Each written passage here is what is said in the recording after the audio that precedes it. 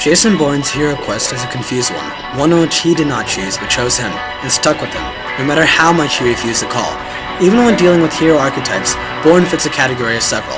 Along with a typical hero as warrior, Bourne is a hero that suffers as a scapegoat, the unbalanced hero as a result of his unusual permanent dissociative amnesia. He is a defined anti-hero, who opposes a great and noble conception of Cold War and post-Cold War America. His quest, though, aims himself for his lost identity. Robert Ludlum's Bourne trilogy, as depicted by Paul Greengrass's film portrayal, focuses on our hero Jason Bourne as he journeys to regain his lost identity in the Bourne Identity, then the Bourne Supremacy, and this featured film, The Bourne Ultimatum. Bourne is a former Black Ops government assassin who is extremely adept in martial arts and stealth. Because of his perilous status, the agency that once employed him is constantly on the hunt for him. He's looking for something in his path. Jason Bourne's call to adventure begins when he learns of Simon Ross, Hello, the reporter who has leads on the answers he's been searching for. What's he after? Turned up in Naples, Berlin, Moscow. Disappeared again. Hey, why did you pick me? You don't remember, do you? Bourne comes home. I spent 3 years running. 3 years trying to find out who I am. Jason Bourne's Road of Trials in the Bourne Ultimatum pits him against both his own mental obstacles and the Black Ops of the secret CIA agency Blackbriar. As he conquers each trial that is set before him, his consciousness becomes confused. He realizes that his choices of his forgotten identity were voluntary and lacked any moral basis. With this set of trials, he has to decide if he is still the government's secret assassin or the true hero of the American people. He's with you from the beginning. He knows who you are. They're not gonna let you go. What the hell just happened? We've lost visual contact with the subject, sir. Issue a standing kill order on Jason Bourne, effective immediately. Bourne enters the atonement speech with the father when he goes against the antagonist of the film, Bosun, the man holding the reins of Blackbriar and Treadstone. Bosun is the one who decides on whether or not Bourne lives. He is also the man who knows who Bourne actually is. No, Bosun. This is Jason Bourne. I was wondering when you were going to make this call. Perhaps we can arrange a meet. Where are you now? I'm sitting in my office. I doubt that. Why would you doubt that? If you were in your office right now, we'd be having this conversation face to face. I can see the faces of everyone I ever killed. Someone started all of this. And I'm gonna find them.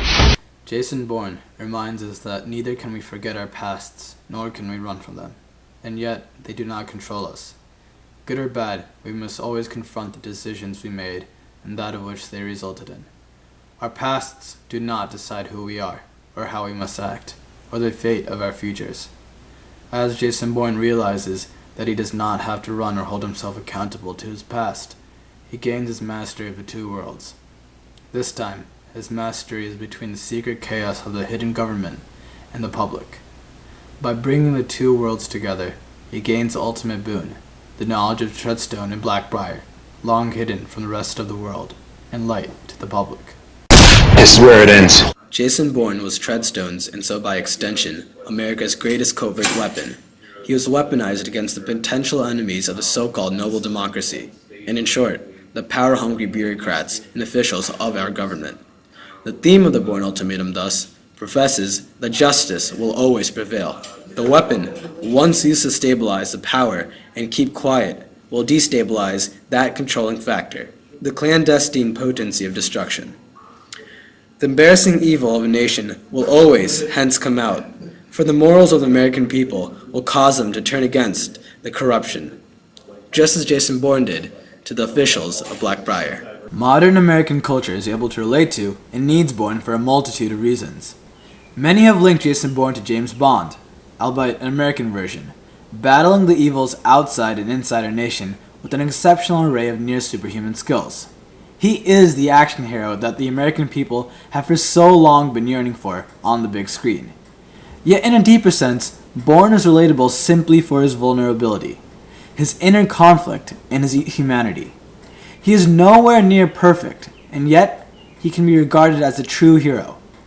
We are able to relate to his weaknesses that are more predominant than his strengths. But why is he necessary to the American people, both as a hero and a symbol? As a man full of weaknesses, he attracts all of the quote-unquote bullies. Yet in the end, he has the strength to prevail over them. In the same way, the American people as a whole, a nation full of weaknesses, is constantly targeted by quote-unquote bullies, terrorists, discrimination, and our own government. Yet the symbolic nature of Bourne and his film quest gives them hope. Look at us. Jason Bourne also goes through his own inner conflict in the film. As an ex-assassin, he has to make decisions on whether or not he should kill or not, whether or not he should succumb to the raw, seductive power of the corrupt Treadstone and Blackfire agencies. His choices, though hard and not necessarily profitable, show the American people a way of morality, a way of remorse and redemption, the things that all people find themselves at one time clawing for. Look at what they make you give.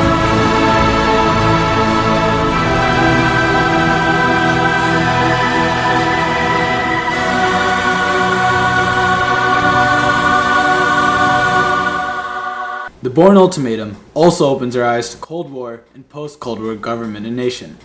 Government actions and agencies that are fictionalized in examples such as Treadstone and Blackfire, groups with absolutely no regard for life and living on the bases of assassination and murder, were and are all around us. This is the moral decline. The money that we've been pouring in since 1940 in hopes of preserving and bettering our great democracy, a process that has put us in debt, has been spent on things so questionable and evil that they are hidden from the public, labeled as confidential and secret. Thus, the Bourne Ultimatum teaches us to open our eyes not only to ourselves, but that of the nation around us. Bourne enters into the final stage of his journey, a combination of apotheosis and the freedom to live. No longer regretting his past, Bourne takes a shot and plunges into the Hudson, without care of life or death.